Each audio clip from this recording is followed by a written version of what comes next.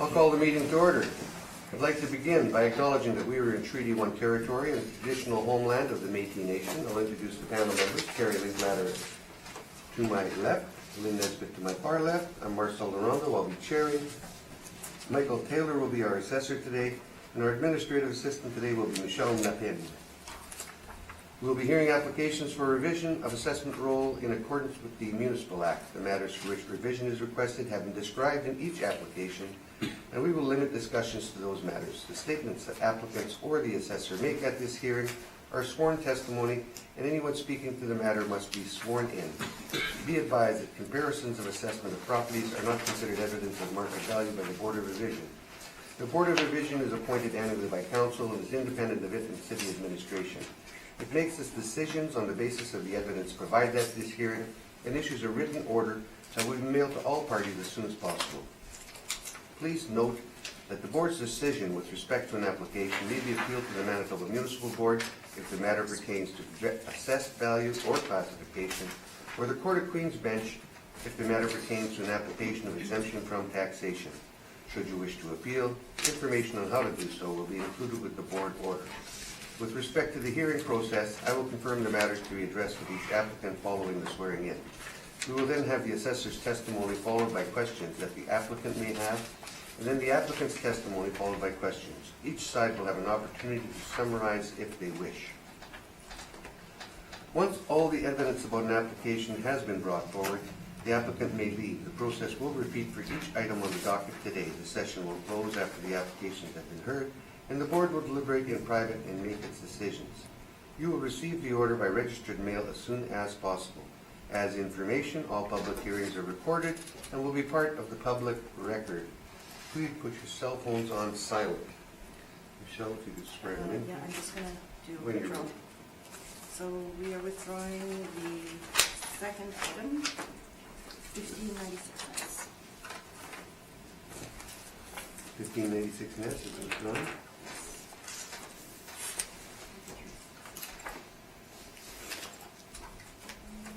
You guys got that? 1596 nets withdrawn? 15, right? No, just withdrawn. Just withdrawn? Okay.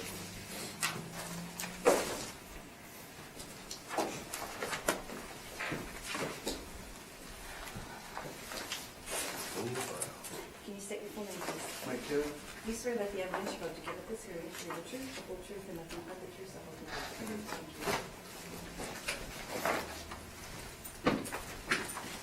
you. Can you state your full name, please? Do you swear that the evidence you're about to give at this hearing is the truth, the whole truth, and nothing but the truth?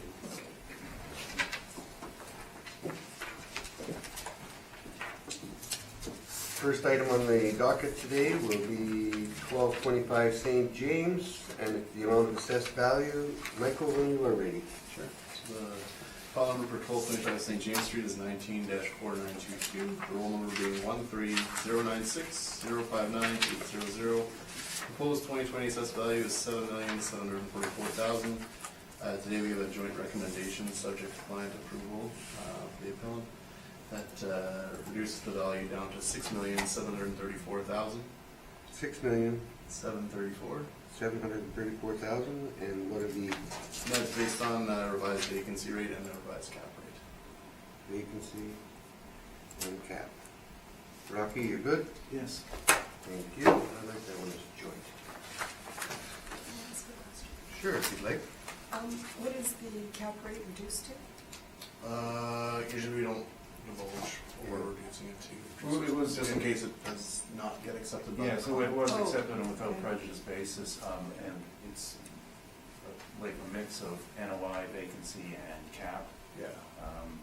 We had two alternate calculations that ended up at the same number in the end. So it's the overall number they were after. Thank you. The next item on the docket will be 2405 Main Street, amount of assessed value. When you're ready, Michael. Sorry. File number for 2405 Main Street is 19-607. Roll number is 05009408800. Proposed 2020 assessed value is $7,192,000. Again, we have a joint recommendation to revise the value to $6,635,000.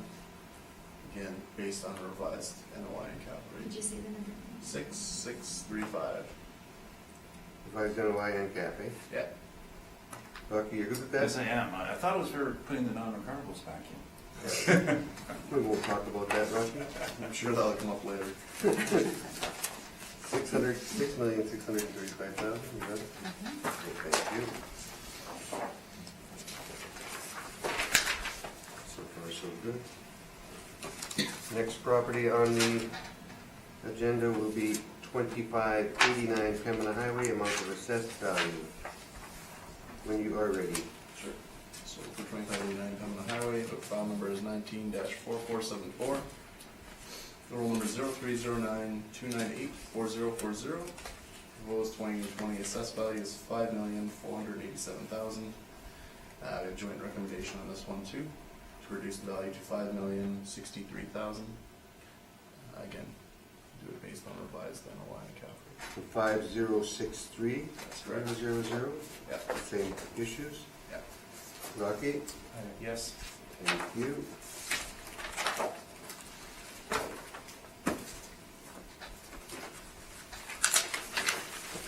Next property on the agenda will be 1875 Pembina Highway, amount of assessed value.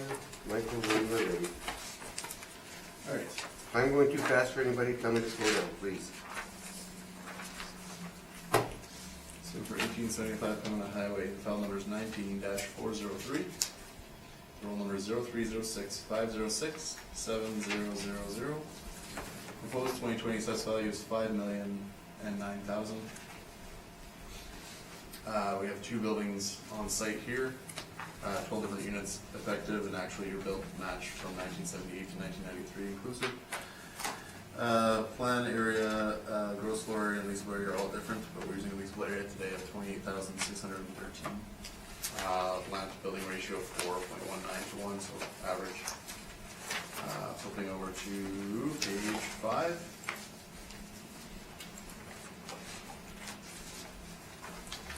We have 5 and 6 here. We have an income stream separated for the, I guess, strip portion of the building at the back. This is the one at the front. They have an A&W restaurant, so the A&W is on page 6 on its own valuation there as a fast food restaurant. It's given a model rent of $23.73 a square foot. A vacancy of 3%, shortfall of $750, and a cap rate of 6.5% to get to that $790. Whereas the page prior, again, is the strip mall in behind the A&W. I don't know if any of you are familiar with the property there. Completely market-driven rents here. A mixture of some retail stores, restaurants on the property there. And from neighborhood shopping center using a vacancy rate of 4%, a shortfall of $8, and a capitalization rate of 7.3%. Page 7 just shows how the two streams kind of come together to get to that $5,009,000.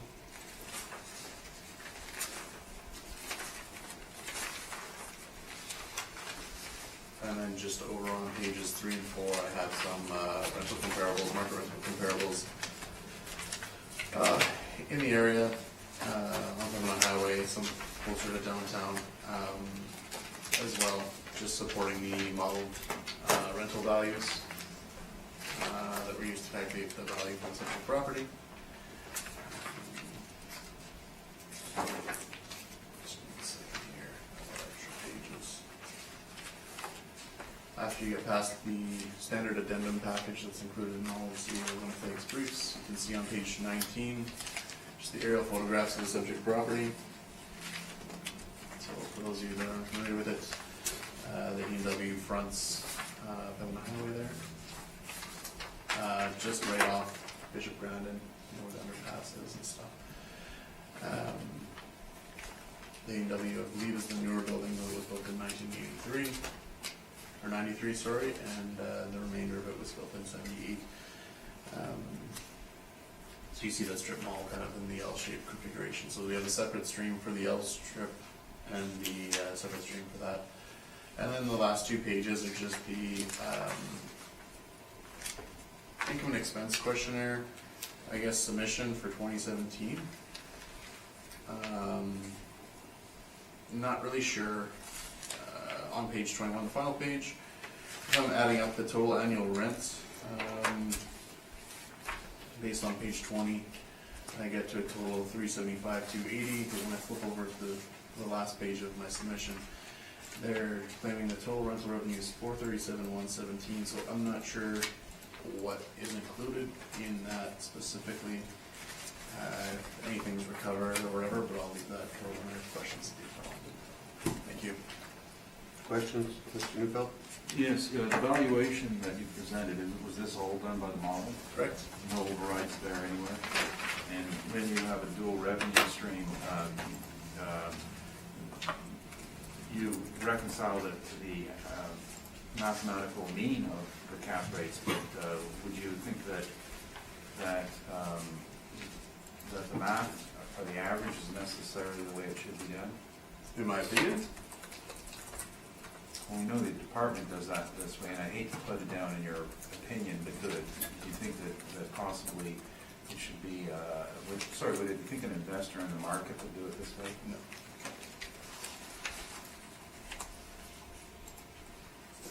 And so in your cap rate, page 8, what would this be called? The neighborhood shopping. Neighborhood shopping? Yeah, is the Okay. one stream and the restaurant one is not on. Right, okay, neighborhood shopping, so 7.3, so you put this at the 80th percentile. Correct.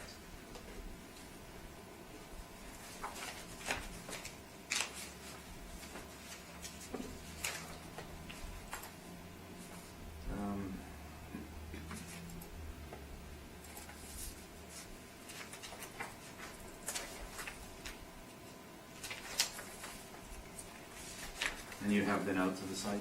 Yep.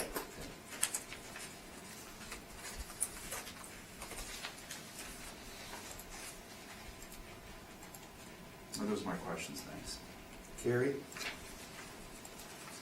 Do you have a blended rate, page 5 of your brief for the strip mall on the rent? On the rent? Yeah. Did you want me just to calculate that quickly for you? No, that's fine. I don't know the Just- blended one, no. Okay, thank you. So you inspected this property, Yes. overall condition of the strip mall? I'd say average for the age.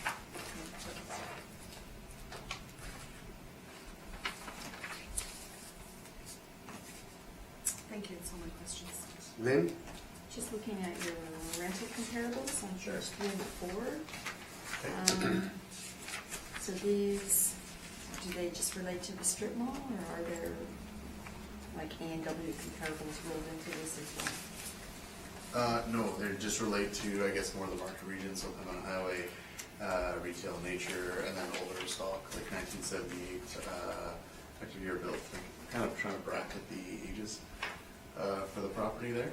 And you're using them to support your More income the, stream number 1 rent, or? yeah, more to support the first income stream, correct. Okay, so you've got a mix of different sizes. You have some Yep. McDonald's. You included those just because? They were in the same market region. McDonald's is the same market region as Pembina Highway? Yeah, South Pembina?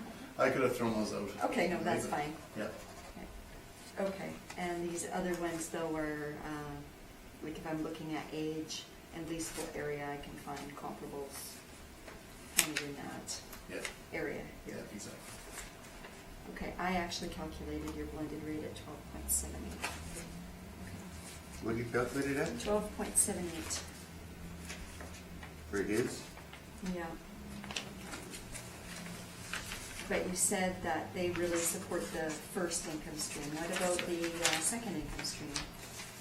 The A&W? Yeah, I didn't put any fast food rental comparables in for that, because most of the ones I would find would be higher than what we applied here. They would be higher? Higher, yes. Right. Then why is your model applying lower? Why is the model applying Yeah, lower if most for of them would be this? higher.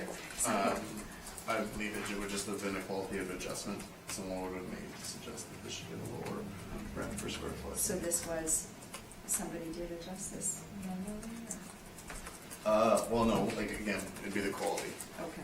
Oh, on the So they would quality make- side. And again, this is just speculative. You said it's someone pretty would have new, reviewed- right?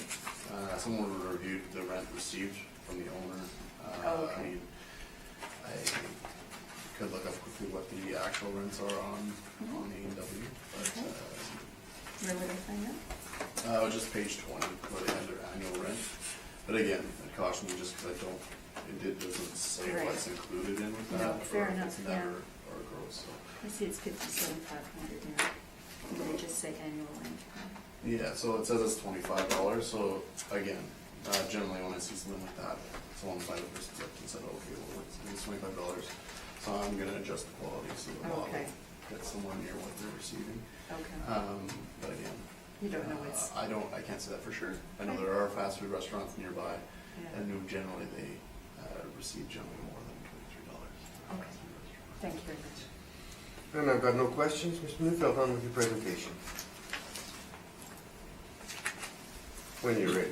Yes, no, I'm just reading the statement, and I know that there was a previous year's submission, and I was just trying to reconcile what the assessor was talking about, the actual statements.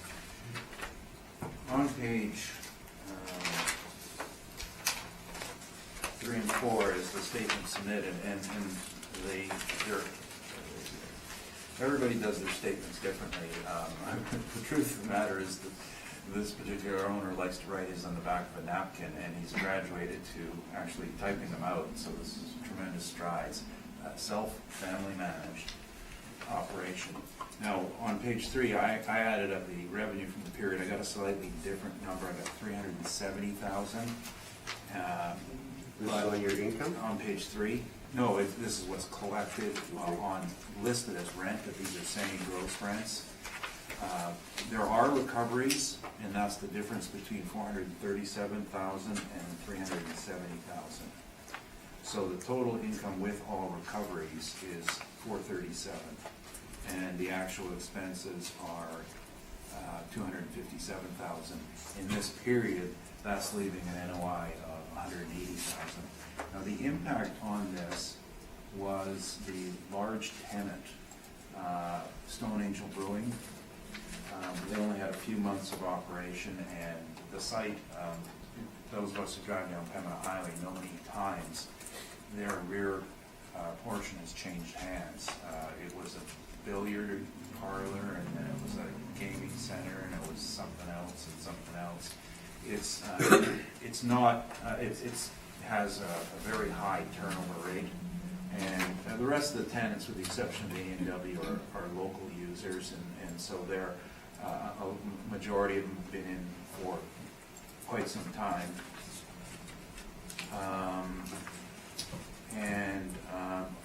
I just noticed that the Vic Lifeline is in there, so I'm gonna have to speak to Mr. Mercury about an exemption. We didn't file, but maybe we're gonna have to do that here. So at the period that this statement was in, the actual income was 180,000, but that's reflecting, again, a 66% vacant period for Stone Angel Brewing site.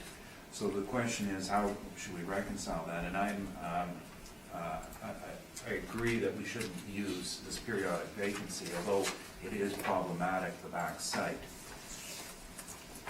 I've calculated that when the site is actually full and operating, the NOI potential income should be a bit higher. Roughly, it should be around the $400,000 range. And that's sorry, I was going to make some changes here. I'm familiar with the site, I guess, going back to 2003. I worked on it every year, so this is more of a familiarity issue. So, but we would apply a larger vacancy of 10% to account for the perpetual turnover of the big site. That leaves my subtotal at 360,000. Always non-recoverables on this site because we moved it to a net. We're not dealing with a gross situation, so we have to take off non-recoverables, which we're going to use 5% at 18,000. Structural reserve remains the same, but shortfall would go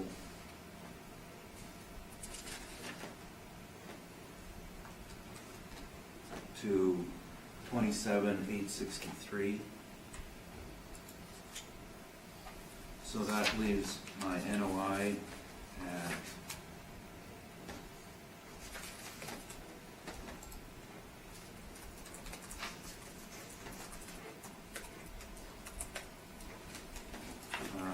$362,373. 362.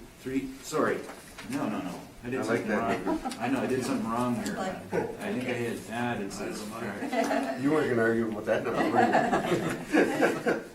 I hit the wrong button. you? I'd say so. Too late, I wrote it. 306, not 360. Fat finger syndrome. 306. 647. And because we have dealt with the vacancy issue already, I think we can have a slightly lower capitalization rate, and I'll discuss that later, at 8%, which gets me a value of $3,833,087, 3,833,000. rounded to 3,833. And that is lower than last year, but last year is under appeal, and I don't want to sound arrogant, even though I have a German car. But when I read a board order from a previous decision, and where it says based on the assessor's net operating income, I go like, automatic appeal, that's wrong, that's just wrong. I think that the income a place generates is, and doing your valuation on that basis should carry much greater weight unless there's a compelling reason to be brought forward. So what we've done, as I said, is we've stabilized a little bit differently in that we're, like I said, the income here that was presented to you is missing 66% of the income from what's it called, Stone Angel Brewing, which is 60% is $50,000. So that's why my NOI has to go up. And as I said, they're all partial recoveries that vary by lease written. Some have no recoveries, some have high recoveries, and they're all over the board. There's no consistency. So I think the owner prepared his statement as best he could, and we know that this is what ends up being submitted for CRA, so there is some reliance. It's just not professional. And many statements are looked at. So in regard to capitalization, some of the ones I was looking at, and I don't know what calling it a neighborhood shopping center, I think has far more miscellaneous users than that. It's good to have the anchor, at least A&W having a little bit of visibility, but I mean A&W, I guess for my strip mall, I'd rather have a bank as an anchor. On RCAP's page 35, 36, there's a couple to point out. 1799 Portage, which is older, but I don't think that's a factor. What does compare favorably to the subject is, let's see, I've been busy putting my foot in my mouth for the last couple of days. I don't know how to say this and be politically correct. There's no way. There is no way. Say it. Winnipeg has a very diverse socioeconomic and ethnic and cultural base. We accept all of them. Some of them tend to cluster their retail operations in one area. 1799 Portage, as similarly with 1875 Pembina, have an overabundance of users relating to servicing our wonderful, diverse population. Wow, that's so full. That's better. I think you get the idea. And unfortunately, the investment world is not so politically correct. They care about money, and these small users are not good investment risks. And that we have in common. The other thing in 1799 is that part of the income is from a recreational use in the basement bowling alley. The back place of 1875 was a billiard hall, was a couple of other things, and after, you know, it's never maintained a tenancy for longer than 3 years. I thought that was a very good comparison. Another one was page 36, 5114 Roblin. This capped better, and that's because it had an anchor. The Royal Bank is an anchor. And again, some similarities. In that mall, I believe, the worst user of all, there was an MLA in there. See, I'm allowed to insult politicians, but not, that's their always fair game. I'm joking, of course. Unnamed politician. But it is subject to some very small local users who do not project a good covenant. And the reason I can be serious about the politician is every lease written to an MLA or an MP has an out clause that says when they get kicked out of office, the lease they can terminate. That's bad. That's why it's bad from an investment point. Again, I'm digressing here. So that's why I'm looking at the 8%. This is not a great mall. I think what you would need is, like I said, a better anchor on it. And so our value is 3833. And I explained last year, we're not looking for a major change from last year, but again, the assessment department's NOI last year, like this one, is a bit off the mark. Thank you. Michael, any questions? I just have a question about discrepancies in the rent reported. I printed out, it wasn't part of my original submission, but I printed out the 2016. Yeah, I've got that here too. You got that. So when the rental income was like almost $100,000 higher, or what they claim is rental income, but everything on the other pages matches up. And they've kind of had split out, Right.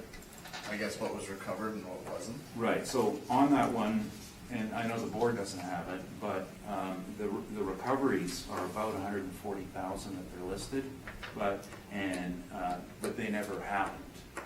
And the expenses were around 250,000. Vodka Rocks, they never recovered, and that's what the difference is. We're talking about the contractual, you're looking at dated May 1st, 2015? Yeah, I'm just looking for more explanations on, I guess, the drastic change in recoveries and rental income reported. Yeah, you see that They're that's, saying that's mostly due to the Vodka Rocks right. not paying. You notice the recoveries are $6,000 a year. Yeah, and then Stone Angel was only part of the year, right? So Right, and that's the discrepancy. So what I did when I reworked my number is I took Stone Angel on the basis of the full year and full recoveries. There's still a shortfall in recoveries to income.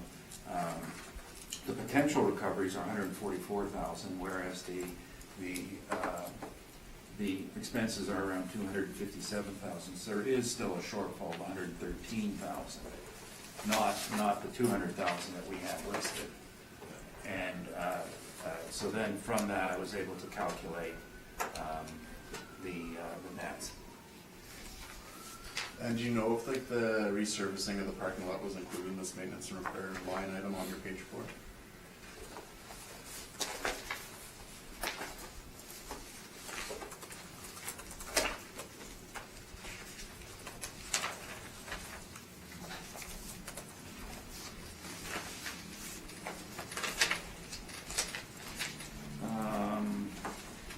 When were you saying that was done? I'm asking if When you inspected in 2020, you noted it? well, it's covered in snow right now, Right. but I've been there previously also. I know they resurfaced it, Yeah. looking at our GIS photos as well. Okay. So I'm just asking if it was included. No, I don't think I could resurface, anyone could resurface one for Yeah, that, because exactly. there's other costs in there as well. Yeah. And my understanding is that there was a whole lot done. I thought there was some patchwork done to improve drainage. Yeah. Well, let's go back to historical, just to see if that was a reasonable historical.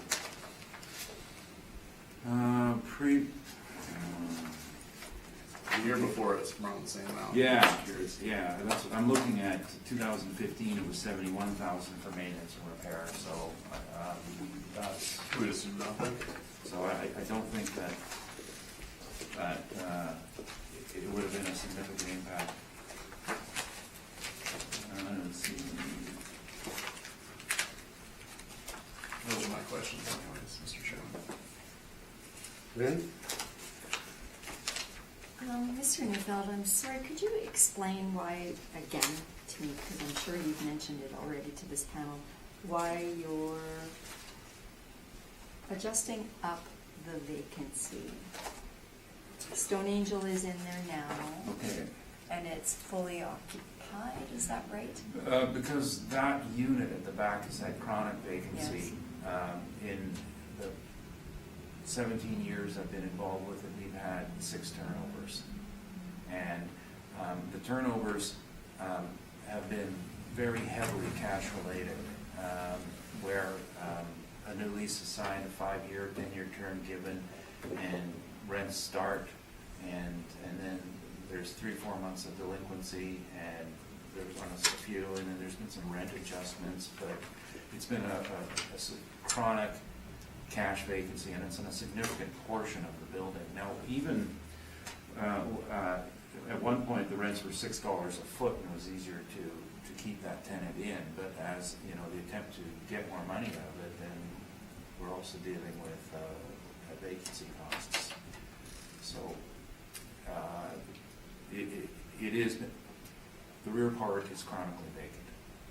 And Stone Angel's been in there since May Correct. 1st of 2017, Correct. and it's got a lease now until, although looks like there's 3 different leases. Well, it'd be a lease and then the step-ups during the lease. I see. So March 2020, March 2023, and then November 27. Yes. Okay, thank you. Gary? You've obviously inspected this property, Mr. Yes. Neufeld. What would you say the overall condition of this strip mall is? Below average. It's Sorry, could you explain below average, because the assessor is saying average? well, a lot of deferred maintenance. Things that are reach the end of their economic life are left as they are, rather than being replaced. Trying to think of a good example I could give you between a professionally managed site and one that's not.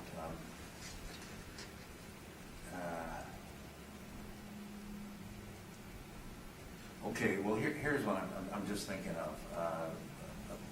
Little things like there's a lot of fencing on the site, and it started actually as a fight with Shinnecoe, but my office site, for example, snow contractor broke our fence. We had someone out in a week, electrician and a contractor. It's fixed. A site like this, they go, well, you know, it's almost February, which is good, almost March. We'll fix it next year. And it's that sort of mentality. Put it off as long as you can.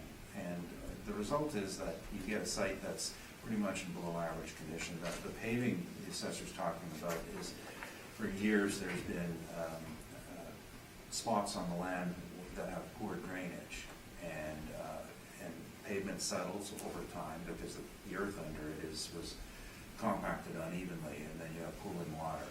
So they let it be. At one point, I remember being on the site in 2015, and it was after heavy rain, and there was standing water on 3/4 of the lot because they didn't have drainage. And the answer is, well, you know, it might be gone by tomorrow, sort of thing. Whereas if a professional manager would say, well, no, we're required to fix it. And the difference here is that in a professional managed site, you'll also have tenants that you want to attract who have an international covenant. Let's use a Royal Bank, for example. They're going to say, you don't do that to us. You said we're supposed to have parking, fix it. And then it gets fixed. But if you have a small local tenant, you'll go, well, you know, it rained, it'll be better tomorrow. And the tenant goes, oh, okay, fine. But that's what you end up getting. And that's why I say that we have to look at it on a quality basis. That's the direction they've gone in. So either you turn around and spend $500,000 and upgrade it, and then hopefully in 5 years' time, you can turn over your tenants and get higher paying tenants, maybe. Okay. Would you say the configuration of the strip mall in regards to Pembina Highway is not ideal? Well, it has some problems on entrance and exits, and getting in and out is, especially out, is a little bit difficult because you have to go past the A&W and then you run into the A&W drive-through as blocking it off, and you exit right at the traffic light. So it is a bit of a problem, and it is only, I mean, there's only one-way entrance. You're only on the southbound lane of Pembina. A good mall, they prefer to be at a controlled intersection. So if you think of other malls you've seen, they are at a controlled intersection. So for example, in this case, the northbound traffic would have a way to get in without doing a U-turn. That's a primary one. And then the other problem they had is that Plaza Drive, which goes through, or was supposed to go through, there was a dispute with the owners of the properties, and 1875 used to have access at the rear of the property to get at their they have some tenants at the rear, car-related service, and very poor visibility, but for car repair that was fine. But when Plaza was blocked and Shindico was trying to be fair to them, they were dealing with their own property access problems, and they put a fence up, and so there was this bitter dispute for 3 years on cross access. There was none. It was resolved by the owner buying out the site and owning both properties at 1861 and 1875, and that was only because Office Depot went bankrupt. Not bankrupt, but they pulled out and the place was empty. So there was all sorts of issues with the access and in the site. In comparison to a better mall, it is below average. Thank you.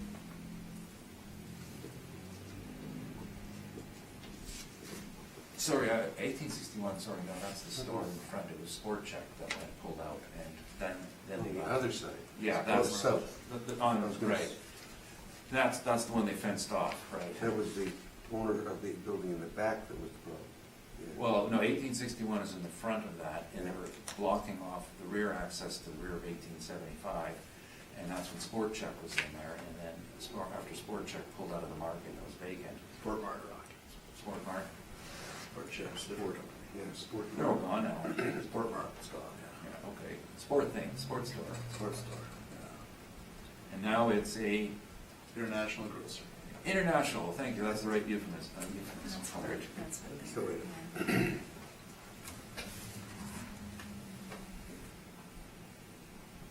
But the city right away is still there, that Plaza Drive. It's just not, they it just is- never did it. No, and the issue was is that 1861 blocked 1875 at the rear from getting at the sites, that the car repair sites at the back. And the other thing about Plaza Drive is that there were plans in the works for using it to access the former Sugar Beet lands. At one point, they were going to allow a crossing there to access the rear and then allow the development of 137 acres to the rear. And now that that development has started, Plaza's not going through. No, Rapid Transit block. Hmm? The Rapid Transit. Well, but yeah, that's true. It's rapid transit and yeah. Yeah, they built all that finish. No, I've got no questions. I'm good on that one. Last, what did I do? No, you've got one. I don't like messing up the paper. Next property on the agenda will be 350 North Town Road. I love that. It's just like the song, eh? Yeah. And it's assessed value. When you're ready, Michael. Right, so file number for 350 North Town is 19-4710. Roll number is 0309162650. Proposed 2020 assessed value is $4,236,000. Don't want to get too much into this because as I was speaking with the applicant prior to the hearing, we're flipping over to my page 16 of my brief, which has the aerial photographs of the subject. Really, the $4,236,000 is reflective of just the veterinary hospital and the Tim Hortons you can see up here at the. Right, so which of the buildings are being added? So then all these buildings will be added. They were all there back in 2019. It's a little supplemental going back. There's a Shoppers Drug Mart, Lunch Street Fitness, and a whole whack of stuff in there for Bridgewater. So we're doing supplemental once our appeal cycle is done. And that's Here, going to be, do you know for sure what the effective date is going to be on that appeal? I don't know the effective date because we'll probably blend it due to the various But occupancy it dates. will be, But it definitely will be in 2019. okay, so the entire 2020 cycle will Will also be end up effective, being replaced. So yeah, when we discussed it before the hearing today, we were just looking for confirmation because we'll deal with one. You could make a deal and say we'll confirm it if you guarantee it only starts in 2020. I'm kidding. We agree we're gonna confirm this. Good idea on this one. Sorry, but before we move on though, you said that your evaluation just has the vet and Correct. the Tims, and you've got in here a rent roll. Rent roll is for 350 and 400. Right, and so. So the save on goods and everything that's across. Right, okay, so in the rent roll then, would then reflect, I'm just looking for the breakdown on this, unit 200, or sorry, I'm looking at your page 22, Yep.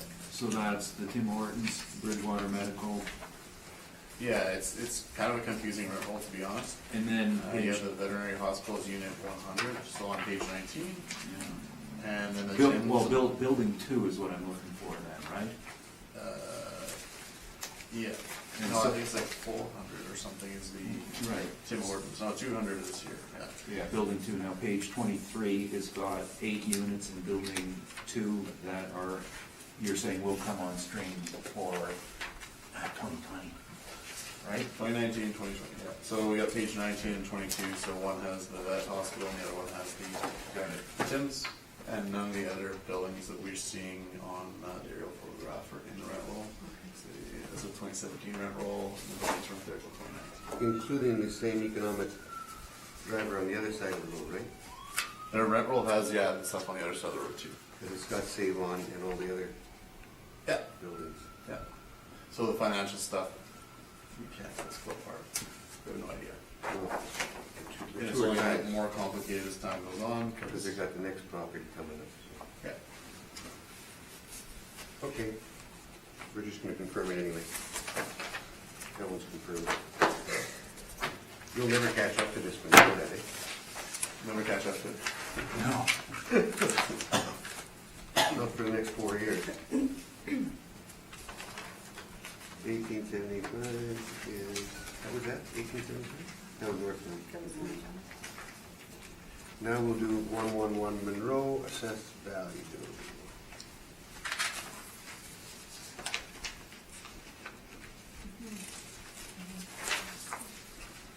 Everybody's okay with this? You guys good? Yeah? So let's move on. Okay, so the file number for 1111 Monroe is 19-4385. File number is 0205-094-5500. Proposed 2020 assessed value is $3,848,000. Two-story building, 17 premises on site, built in 1976. So Plan area is 12,000, leasable area today of 21,576, 4.6 to 1 land to building ratio. I'm gonna go quickly here to page 16.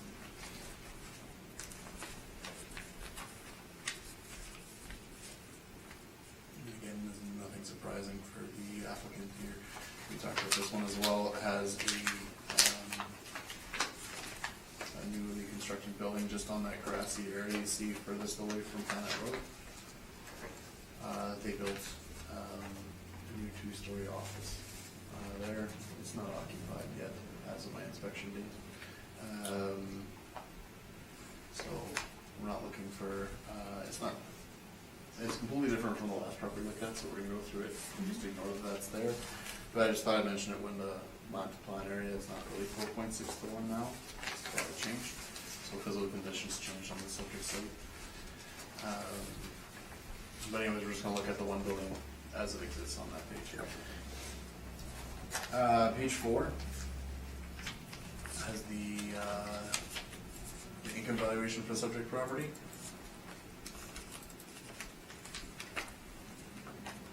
So all model driven rents, valued as neighborhood shopping centers, so you see the standard market vacancy for neighborhood shopping centers being 4%, shortfall at $8 a square foot.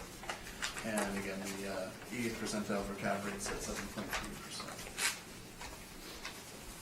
We have model rents here that range from a low of $841 a square foot up to a high of $1991 a square foot. Rental comparables are on page 3. I tried to go in the area here on London and Concordia. Again, looking for similar vintage, similar use for comparable properties here that kind of bracket those rents as well. We've already looked at the aerial photograph on page 16, and then pages 17 are just and 18 are what they submitted to the department for income expenses for the subject property. They are a bit difficult to read. Thank you. Mr. Newfield, questions? Yeah, so you're saying that there is currently a site on the grassed area under construction, which will be added to the rule at some point, likely in 2020. Yeah. So a portion of the year will be governed by this assessment, and then it will be changed later. Yep. Okay. Do you know how big that additional site's planning on being? No, I didn't include the permits or anything with it. Okay.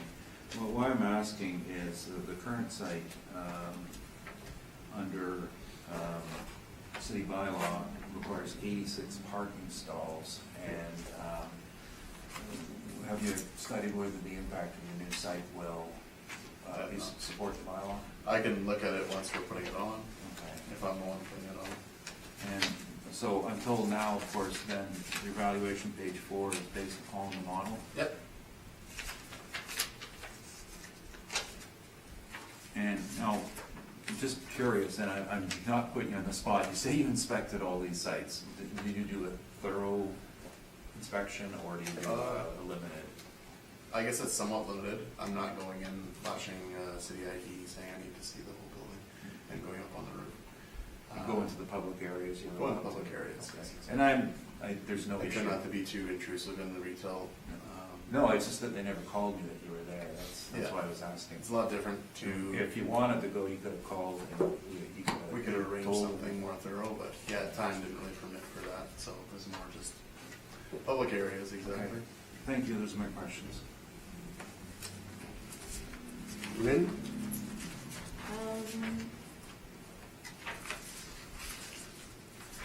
I'm calculating your overall rent at $14.18. Just confirm that. Sure.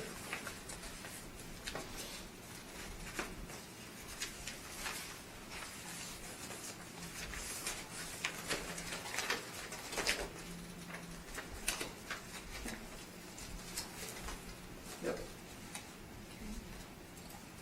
Okay. Thank you, that's all. Okay. Gary? Yeah, did you say this is an office? or what is this? Sorry. It's retail, commercial Yeah. space, yeah. It's a mixture of office and retail. I said that the building they're building looked like a two-story Yeah. office. Thank you. And your comparables are, sorry, I'm just looking at this quickly. Your comparables on page 3, They're a mixture of office and retail, yeah, in the area. and they're all newer than 76. Yep. Yeah. And you have a blended rate of 14.18.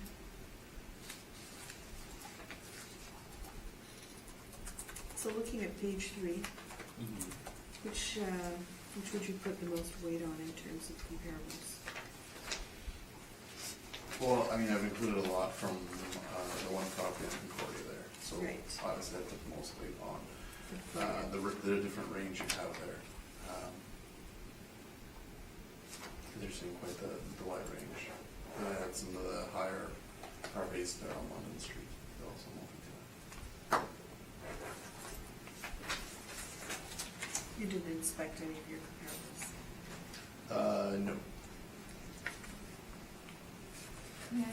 So that's all my questions. Yeah, can I just go Back back? to you, Lynn. Yeah, to the London properties, is that the strip mall at Monroe and London there? Okay, I think it's got a giant tiger in there or something. Yeah, Is that the one? I did have that one in appeal and looked at it for the appeal, but not specifically in comparison to the subject for this project. Okay, but that is the, Yep. that's the London? Yeah. Okay, thank you. Just wanted to get my bearings there.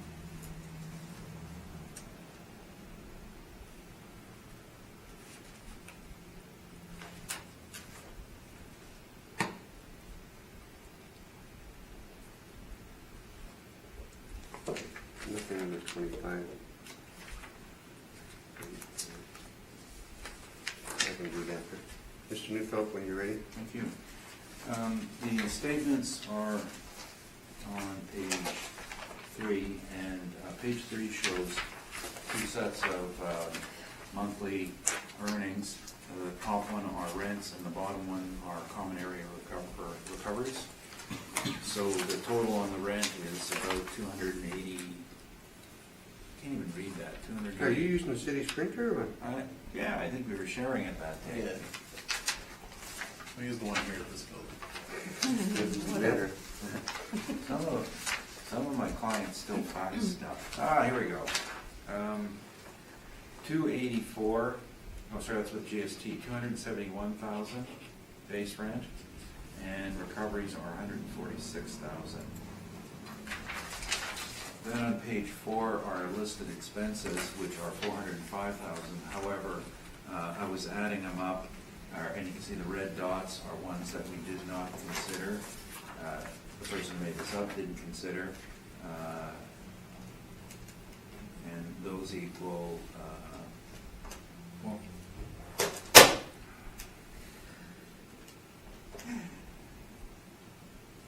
fund plus 156, those equal 250,000. So then there's another one I took off, which is vehicle, that doesn't belong.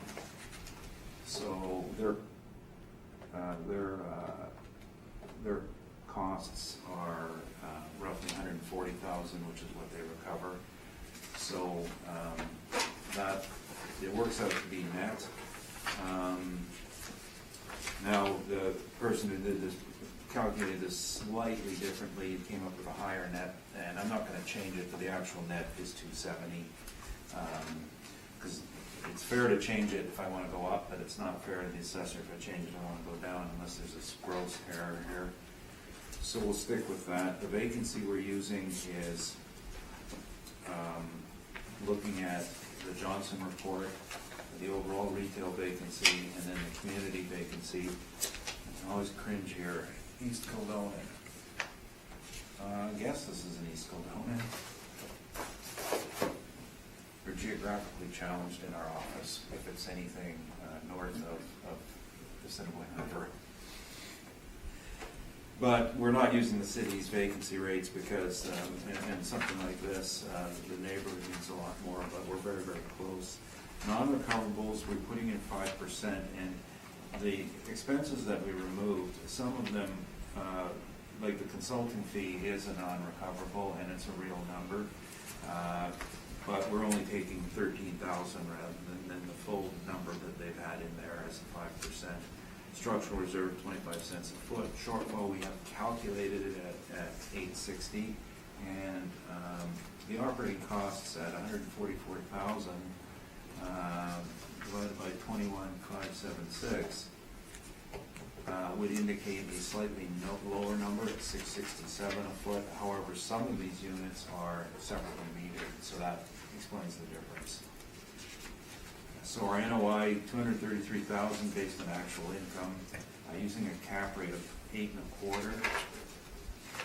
The support, I mentioned those other two examples, and another one I wanted to show you on page 35. The bottom of the page, 819 Sargent, that capped at 10.8%. And there were two factors that caused that one to cap higher. One is location, the other is the second story. So a second story on a retail facility sounds like a great idea, because, you know, to put office up there, your parking allocation is only one stall per 1,000 rather than per 250, so you can get greater yield on your property. But in practice, it never works out well, because the rents you generate on your second floor don't pay for it in a suburban location. Because Winnipeg is what it is. It's all about. We're one of the largest cities by geographic area in the world, yet we have a very small population. So we don't favor going upwards, we favor going sideways. And that does impact in the cap, because of poor performance on second floor when the tenant can get a first floor somewhere else. Now, if you look at the rent roll, you'll see that there's some major differences in what they're collecting on first floor versus second floor to begin with. And I believe even the assessor's records here show the same sort of split, where first floor $17 to $19, second floor $10 to $12. And the turnovers are also higher. So that's why we're at 8.25. Another consideration is that in the Collier's cap rate analysis, page 25, I think that my concept of this would be more leaning towards calling it a strip mall, not a neighborhood shopping center. We don't actually have a neighborhood shopping center classification. And we're calling from 7 to 8, and I think that would be reasonable to look at applying if you're dealing with all first floor product, such as the last one we were talking about. When I changed it to 8, that was a factor for me. With the second floor, I think you're straying into a miscellaneous style of use rather than pure retail, and you can see suburban office goes to 8.25. That's why we selected the rate. There's argument for it to be at 8%, and I appreciate that, but my opinion is 8.25, $2,830,000 is our final number, and we know this is all going to be in effect for a few months. Thank you. Michael, you have questions? Two quick questions. Based on your page 3, vacancy was 2.5% in 17. So they're marking just the one unit vacant, 546. Oh, they had some vacancy, right? So it's just the 2.5. Yes. Okay. And the other one, did it actually sell in 2015? No, it was Share sale or something? it was a portfolio of offshore investors. Okay. That's my questions. What's your questions? Your turn. Carrie. We hit a roadblock. Mr. Neufeld, you've inspected this property, I'm assuming? I was out there 4 years ago. Yes, I inspected it 4 years ago. Can you speak to the condition? At the time, I believe the condition was below average, a fair amount of deferred maintenance. Again, it's a neighborhood mall, so lots of things don't get fixed up right away. And when I say below average, you know, the concept of average means that if, you know, a tenant can walk in and say, this place looks okay, we can live with it. Below average means as you walk around, you notice stuff, blown window seals, doors that maybe should have been replaced or worked on. In retail, the ones you call average are always redoing their facades as well.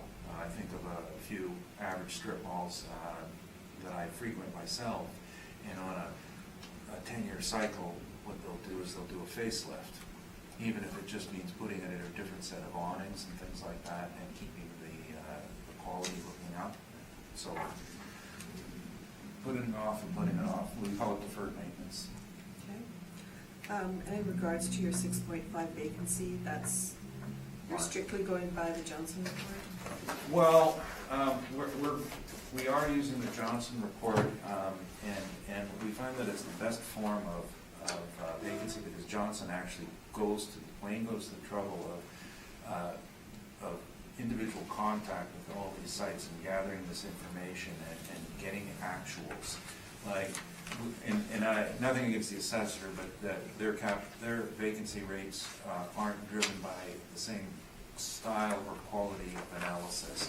So the industry relies on Johnson. Now, Colliers publishes their own vacancy report, but we're kind of snobby. We only have ones in the higher quality end, so we don't track this one. This doesn't meet our reports. Same goes for CBRE and Cushman and Wakefield. So those people run their own reports, and then Johnson does a little city, and the great amount of data he has is good, because, as I keep saying, you can go through and look for an anomaly. For example, Transcona had a 22% vacancy. You can go and find out, yeah, that's that one building, we knew about that, it's a problem, it's out. Or sometimes there's low vacancies, we can look at it and say, yeah, that's because it was super overheated at the time and it stabilized later. We find it a far better tool than somebody simply saying, I believe it's 2%, I believe it's 5%.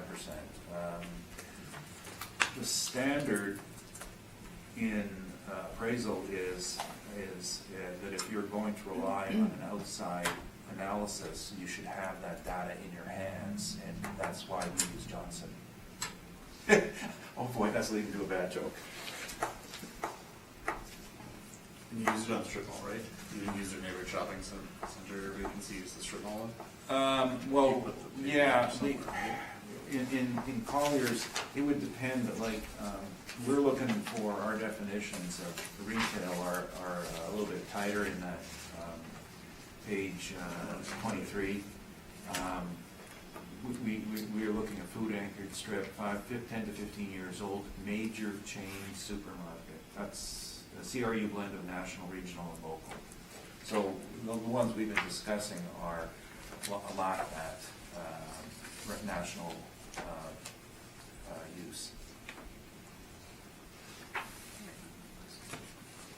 I know you're not ready yet. Michael just had to ask us a question. Go ahead. It's okay.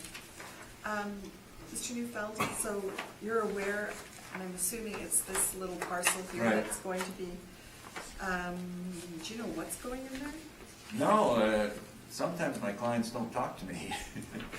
This person contacted it on the second last day of appeal and asked us to file it, and so I haven't been in touch with him. Normally our communications are better, but we've had some. Anyway, but I heard about it first today, and I take his word for it. It's an office, small office. Yeah, if I'm not mistaken. Yeah. Almost 100% positive, yeah. Small, two-story office. Okay. There's no plans to demolish this property, is there? that No, you're not aware of? that I've heard of. I don't think you couldn't do a partial demolition on this, not that style of building. Yeah. Okay, thank you, that's all my questions. Lynn? Yes, I have a question about your rent that you used, 1307. Yes. Is that based on an actual number, or are you relying on these rent comparables on page 6 and? No, it's actual. The fuzzy printing here.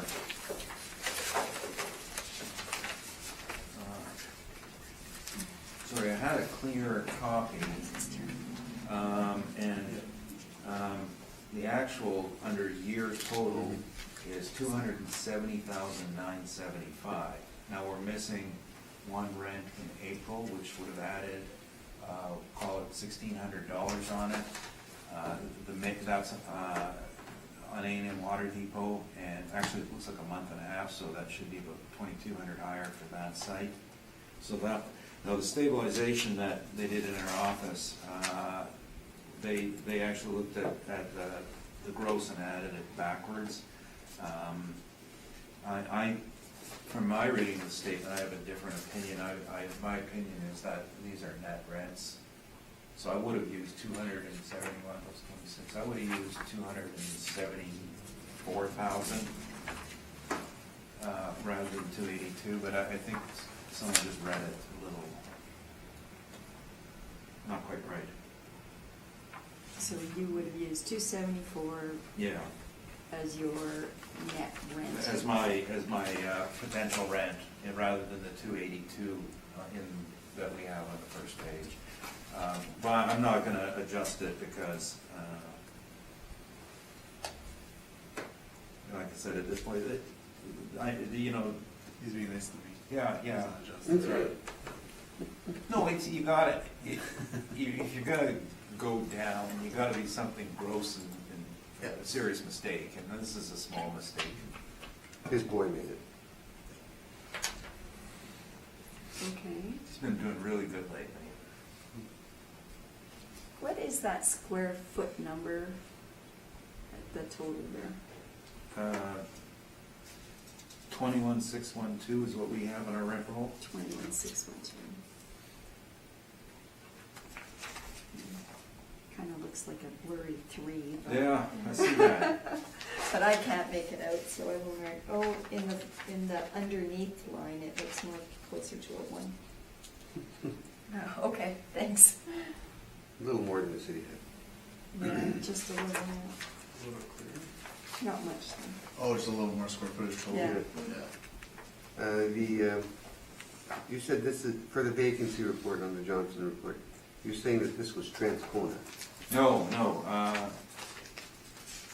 East Kildonan? East Kildonan.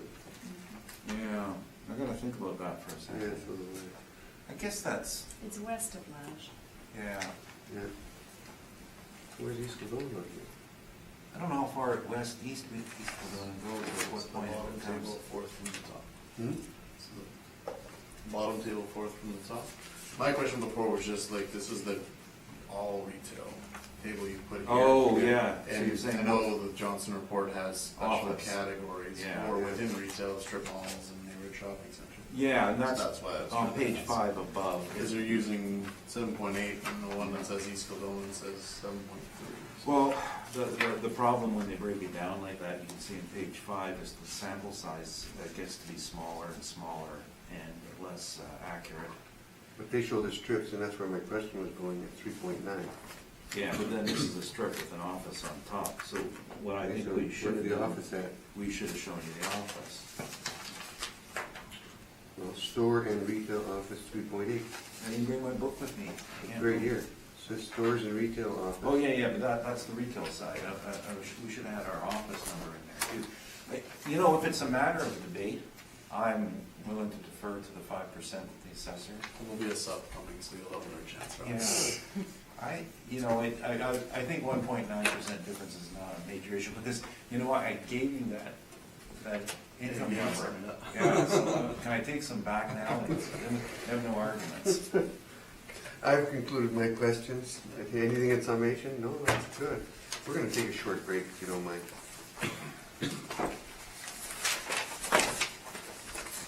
Well, we just have one left. I know, but I know. believe me, I got to take a short break. Okay. Doesn't much matter when. Doesn't matter if there's 1 left, 2 left, Yeah. 3 left, 0 left. I'm taking a short break.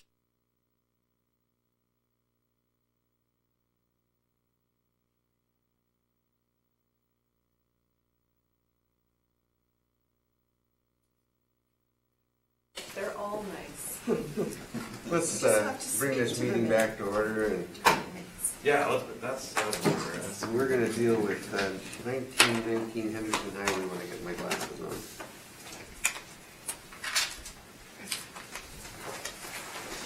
Mike, when you're ready. Sure. So the file number for 1919 Henderson Highway is 19-2123. Roll number being 040023400500. Proposed 2020 assessed value is $3,110,000. We have a joint recommendation here. That's why I asked about the break. To reduce the value to $2,716,000 based on revised NOI and cap rate. Based on revised. Sorry, what was that? 2716.00.